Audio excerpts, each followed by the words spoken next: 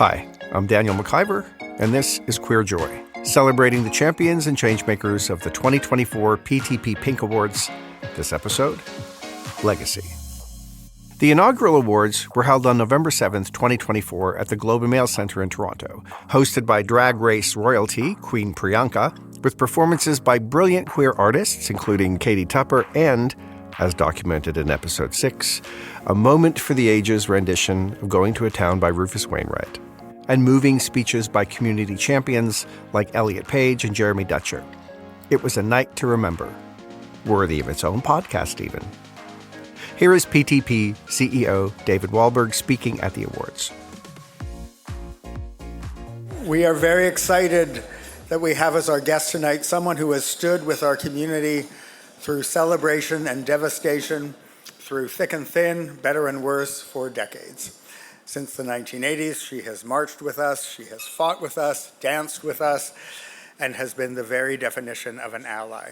Please welcome now, to say a few words, Toronto's Mayor, Her Worship Olivia Chow.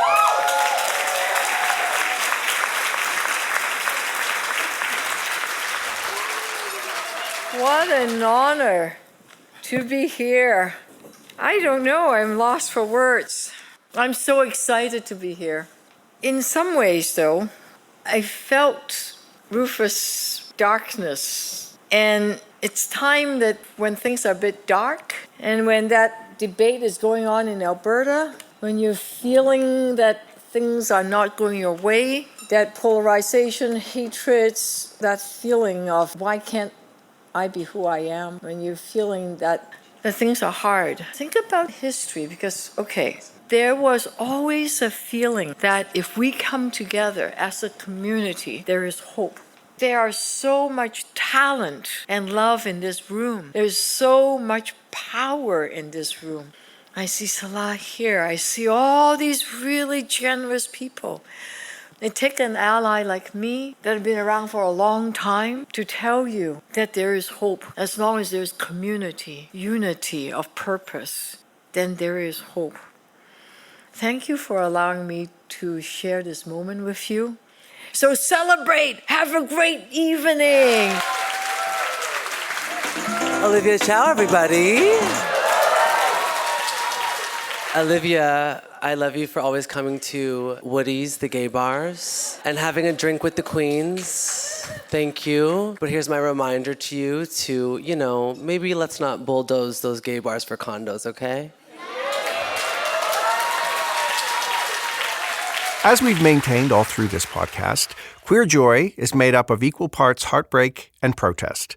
So, Mayor Chow gets our heartbreak and joy in, and Priyanka brings the protest. Thank you, Queen. And something you may have missed in the mayor's comments, when she was speaking about the talent and love and power in the room, she said, I see Salah here. The Salah she speaks of is Salah Bashir. Salah was there to receive the inaugural Legacy Award. When the idea of the Legacy Award first came up, we talked about whether to honor a celebrity or an activist or a bon vivant or a philanthropist, and finally decided that for our first Legacy Award, why not all of the above, and all in one person? Salah came from the business world. He was the president of Cineplex Media and the publisher of Cineplex Magazine, and through that company, co-founded the Scene Awards program. You may very well own a little piece of Salah as one of the program's 11 million members. Most notably, though, Salah has been a foundational member of the queer community since the 1980s.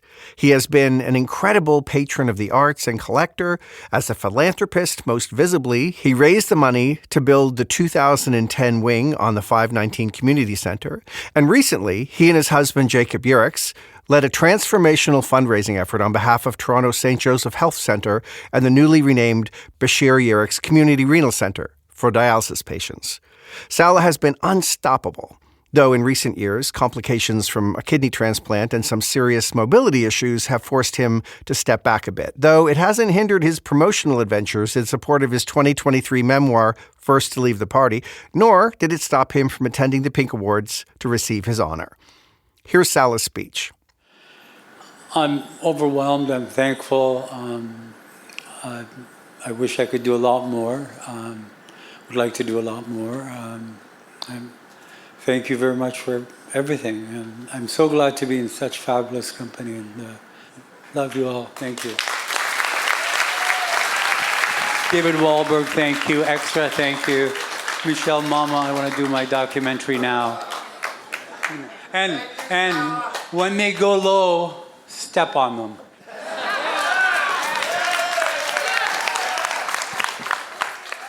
If you don't know Michelle Mama, who Sallah shouts out in his speech, you soon will.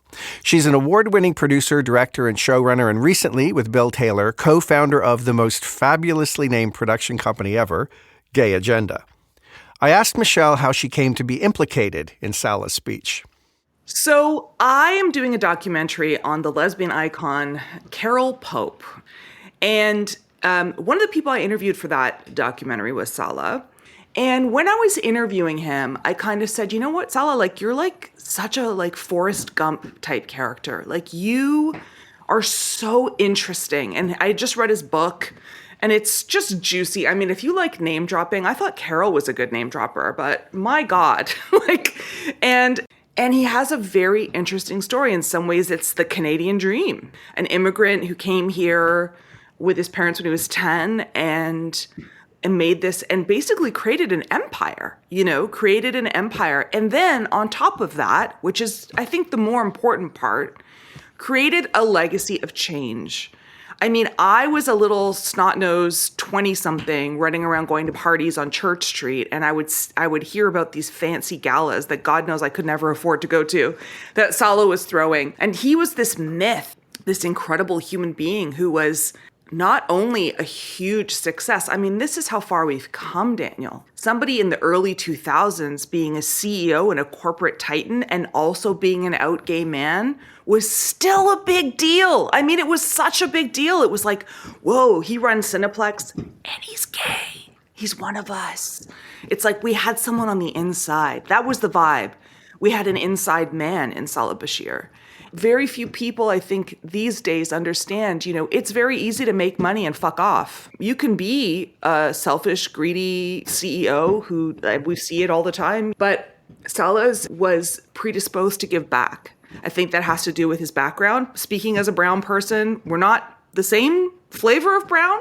He's Lebanese and I'm Zoroastrian Parsi, but there is something I think that you have to say it has to come from his family, his DNA, his background, the generosity of people in the Middle East generally. Like, it's that energy, that warmth that he brings to everything that he does. And he's a lion. I mean, he's a fierce supporter of people. And that spirit that he has, I hope carries on to future generations. I hope that selflessness is an inspiration to others. It is to me. He's an inspiration to me, for sure.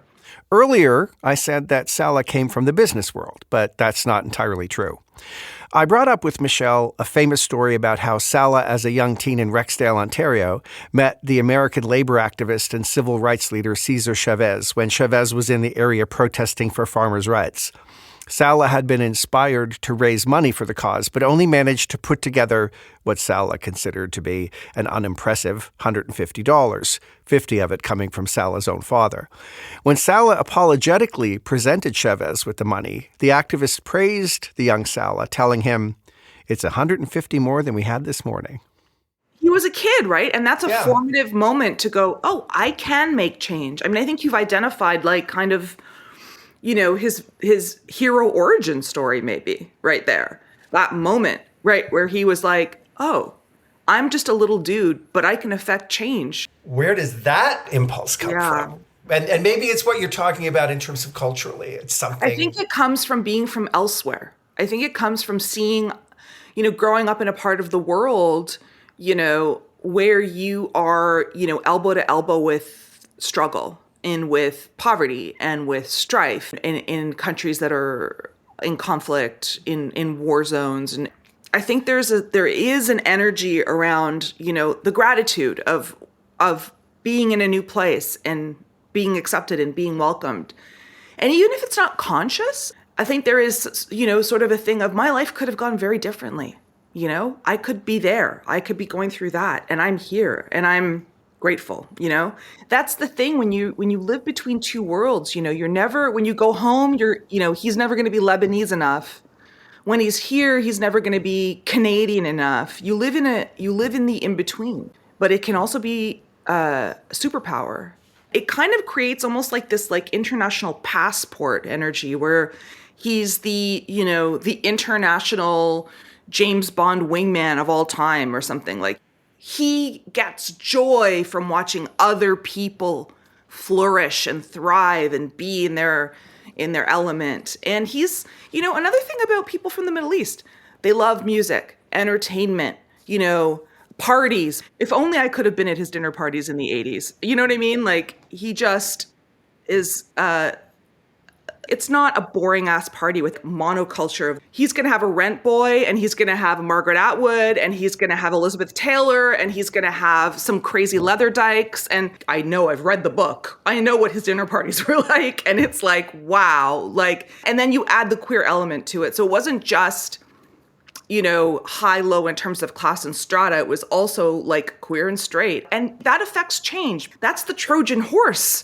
element of what Salah Bashir has done in his life, is introduce people from different worlds and demystify those people to each other. And I think that is social lubrication of the finest order. You can't get better than that.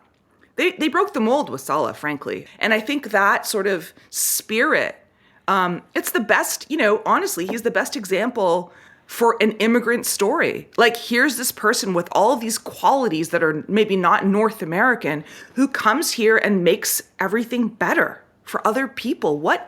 I hope that when Salah closes his eyes at night, he understands the impact he's made and understands how the echoes of it and the ripples of it will continue for generations. I will say this, and you can include it or not, because it really upset me. At the end of that event, he sort of said, oh, well, and I don't know if he said this to you too, but he was a little, glum, I guess is the word.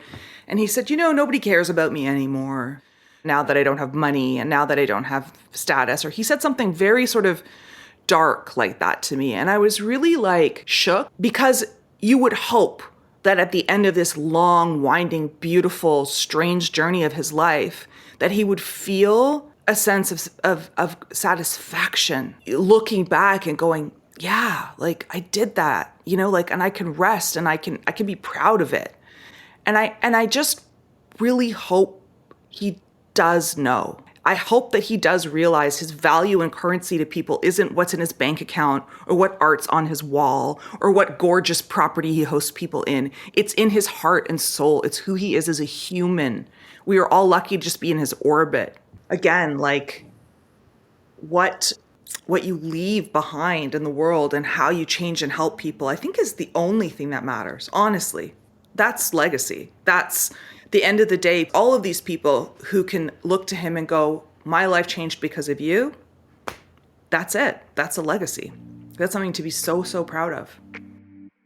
When we come back, I talk to Salah.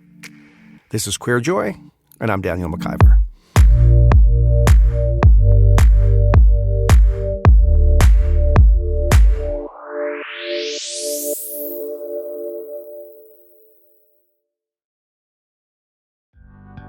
The 2024 PTP Pink Awards was made possible by the generous support of our sponsors, and we are deeply grateful for the generosity of our title sponsor, Decium, the Abnormal Beauty Company. Thanks to Sarah Frumstein and the entire Decium team.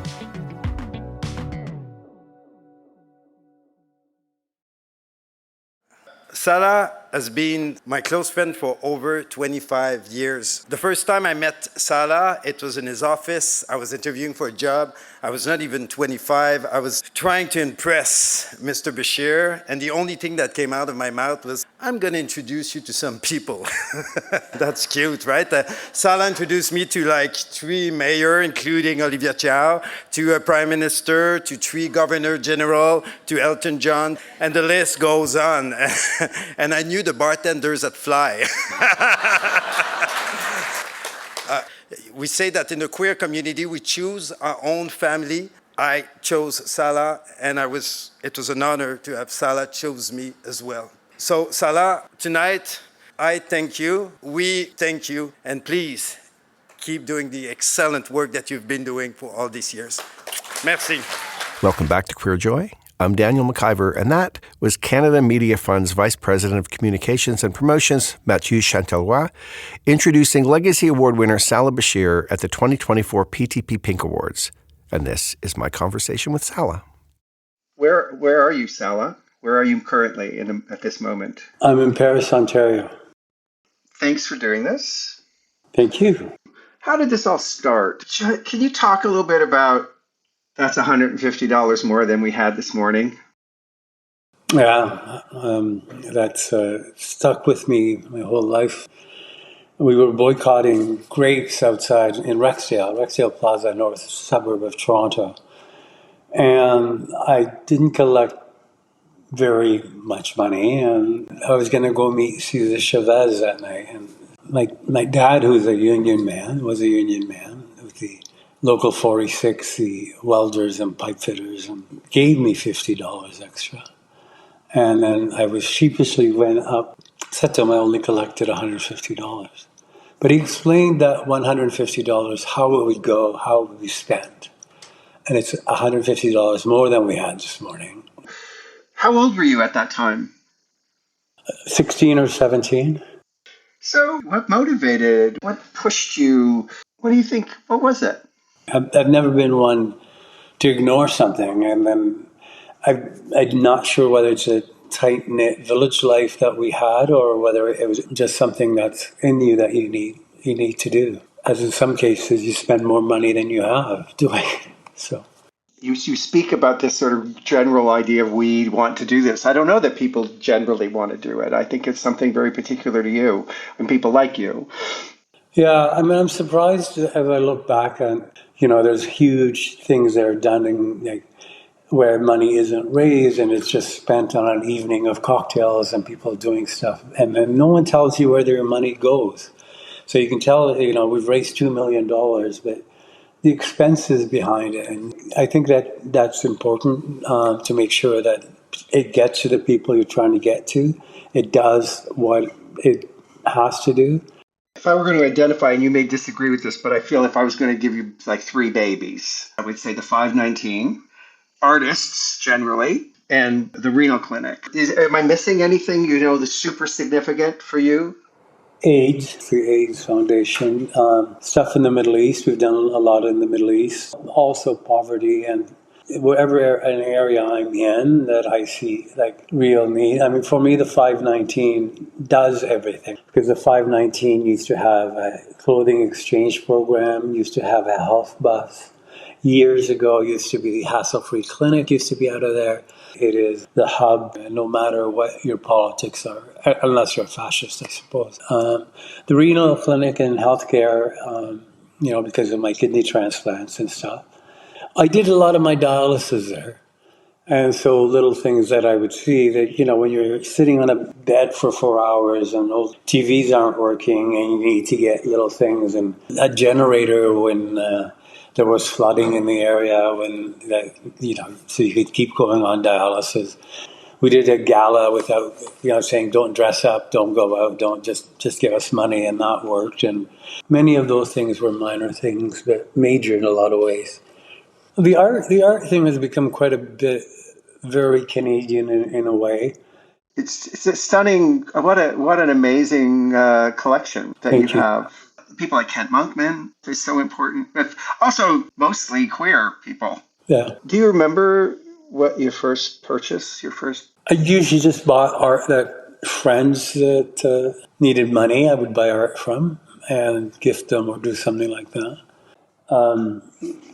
You support as much as people as you can and become friends and you get involved in the process of getting to know them and to introduce their art to other people. What are you proudest of? What am I proudest of? That you've accomplished, that you've done.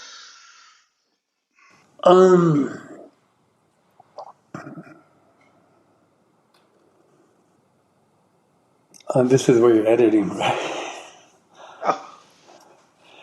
I'm I'm proud that I was able to do what I did, wherever I could, right? Like, it wasn't just having a lot of money writing a check, that I was an activist. I was on the streets. I was involved.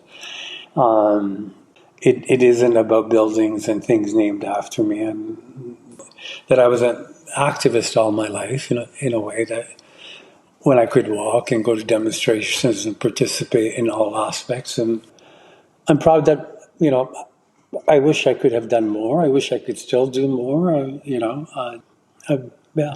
What's your advice to the community in terms of how do we come together as a united voice? People have to remember that 40 years ago, you couldn't even mention the word hate. We've come a long way, but we may have stepped back a little bit, but it's still every cause to fight on and learn from those generations, the Larry Kramers and the ACT UP. And we are all part of a united front. We are all our allies. And then you have to have a united front for a common enemy. And then if you believe in community or in our community, then you can't then take our community and keep slicing it into slices of pie of community. I think the bigger picture always, keep your eye, as I said, that united front. The youth who are looking at us now, here in Paris, Ontario, there's drag nights, there's painted sidewalks. It's so active, and that's what we need to support. The people who, the Trump administration or whoever comes here, it's slowly taking away rights while we're bickering. And so I think being vigilant and they can do their stuff, but we can do a lot more of our stuff to get our agenda around. And in the end, I think the majority is on our side. That's why a united front is important. It's the loud minority that seems to be taking all the oxygen, though. We tend to be quiet, right? And I guess we have to get louder, maybe. Yeah. Anyway, I won't keep you any longer, Sala. Thank you. That was great. And I'm going to talk to Michelle about you next week. You're talking to Michelle about me? Why? Well, because you called out, you said in your speech, at the end of the speech, you're like, oh, wait, Michelle Mama, I'm ready for my documentary. So I want to hear about it. I mean, what was the word I read about you? That it was a word that surprised me. Bashful. I would never use that word to describe you, but then when I heard it, I thought, oh yeah, maybe you're shy in a way. Yeah, I think behind all of that, you don't want to lose yourself in other things. And anyway, all right, we'll leave it at that. I'll hopefully we'll get to see you. Okay, great. Okay, all right. Okay. Thank you. Bye. Okay, bye. I left that bit on at the end because I wanted you to hear Sala's thank you, the sincerity of it, the smallness of it. This is the paradox at the heart of this powerful, bashful man. I don't think it's a new thing for Sala, but it feels more present, more tender. And maybe this is something of what Michelle noted as the glumness she felt in Sala after the Pink Award ceremony. I wonder if it's directly related to someone coming face-to-face with the idea of their legacy. Because, in fact, legacy is not something experienced by the conductor of that legacy. It's only something that exists in its effect. It's only really felt in the absence of the person to whom the legacy belongs. No, not belongs. It belongs to those left behind, really. It's another bit of heartbreak. But let's motivate that heartbreak to inspire its siblings, protest and joy. Let's look forward into another round of champions and changemakers and the PTP Pink Awards 2025. But first, a thank you to those who made the inaugural year such a success. Presenting sponsor Decium, award sponsor BMO, and our tireless leaders, Jennifer Maguire and CEO David Wahlberg, Gina Hera, Andrew Chang, Mitchell Cheeseman, Lori Lynn Barker, along with the whole PTP team.